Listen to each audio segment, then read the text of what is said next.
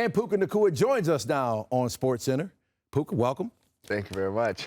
I want to go back to the beginning because you're a fifth-round pick. Cooper Kupp's hurt to start the season last year, and obviously somebody's got to step up. Who knew? Did you know and you went to the Rams and said, look, I'm ready? Or did the Rams come to you and say, we need you to be that guy?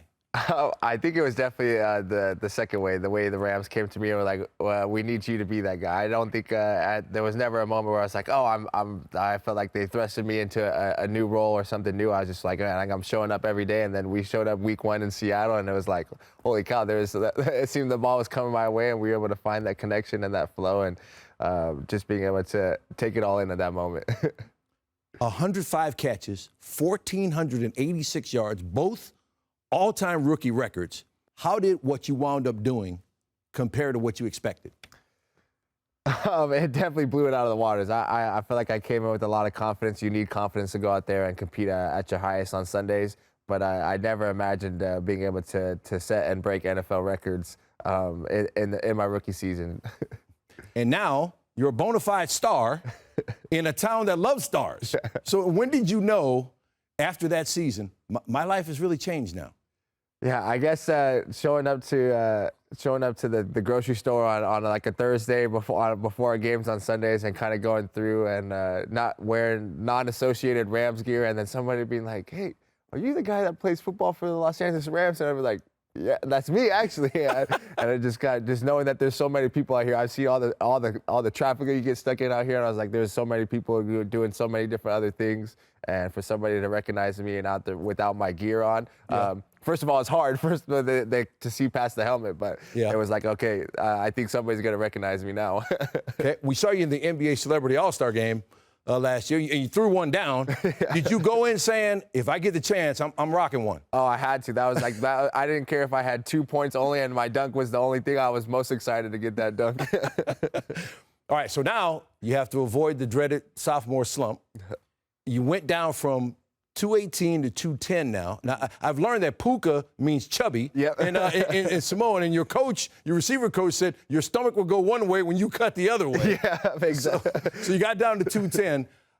What has that changed for you? How does it feel? Yeah, it feels a lot better. Obviously, in our offense, Coach McVay asked a lot of the receivers to do a lot of blocking, so that was a strong point for me last year, carrying a little bit more weight, but I feel like I'm more under control, and the ability to feel more, under control in the route running, and especially to still have that same influence in the run game. You changed up your diet. I heard you couldn't drive past a fast food place without making a stop. What was your go-to? McDonald's was my go-to. I get a 10-piece chicken nugget meal and then a double quarter pounder with the regular bun, no seeds on the bun. Yeah. But, that sweet and sour sauce was killer for me. But all that's thing in the past now? It's in the past. Coop's changed my ways. I'm pretty much all red meat these days. I love a good burger and a New York steak every day. I've heard with this new physique that you're fond of showing off your abs. We have a national TV audience here. You want to give them a look? I don't know if they're ready for that. I'm post-dinner. All right. You mentioned Cooper Kupp. Those 6 a.m. workouts, I heard you got a call Tuesday after the Super Bowl. Let's get to it, 6 a.m. And it was a little violent for you at first. Yes, the first workouts were a tough one for me. I know there's probably some dead plants on Cooper's lawn from the throw-up that we had left out there, but it was a good workout nonetheless.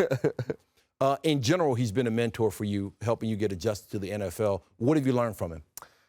Consistency, and the best thing I feel like to be able to watch him compartmentalize at 6 a.m. after we're finished with our workouts, his 2 little boys and his wife are out there and just seeing that family environment that he creates, and that how he's able to enjoy everything about football, but then also to be there a part of his family is something that it's been a blessing to be a part of and to watch him do, and then also to compete with him at the highest level. You're number 33 on the top 100 players in the NFL, as voted by your peers in the league. With that comes some expectations, some additional attention from opposing defenses. How do you process that as you get ready for this season? I guess just trying to stay as consistent as possible. I had the ability to play in all 17 games last year and just feeling like I'm healthy enough. And then when I'm healthy, I know I can go out there and compete with the best of them. So doing everything I can to stay physically ready for those games on Sunday, because the Sunday is the most important day to feel good. Cooper Kupp has seen you, these workouts in the offseason and what you've done so far in the OTAs and in camp. He says point blank, he's going to be a better football player than last year. What does that mean to you? What does that look like, you being better than last year? I think, just being more consistent. I think in the run game, I love the physicality, but understanding who I need to go block and how my block can be effective in the right way instead of just running in and just kind of being a headless chicken, just running into the closest guy in the other jersey. And then in the pass game with Matthew Stafford back there, I mean, obviously he can make any throw on the football field, so he can correct some of your mistakes as a receiver, but trying to perfect route running so that when that perfect ball comes, it's an even better picture. Do you feel pressured to improve on those numbers?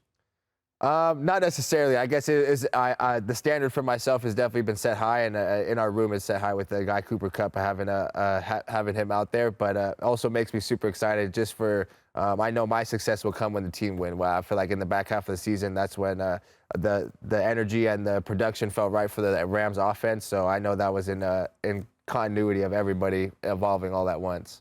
Last year, the Lions knocked you out of the postseason by 1 point. You get them in week 1. Does that add a little extra juice to the start of the season? 100%. I think that's that one thing that kind of sparks the off-season workouts is the team that you lose to, kind of just how it works out, and it makes it super exciting that we get to show them Sunday Night Football week 1. Everybody will be watching, but back in their home field, so everybody in the Rams uniform will be ready. Hey, it was great having you here. Good luck this season. Continued success. Thank you very much. I appreciate it. The Rams' Puka Nacua joining us on SportsCenter.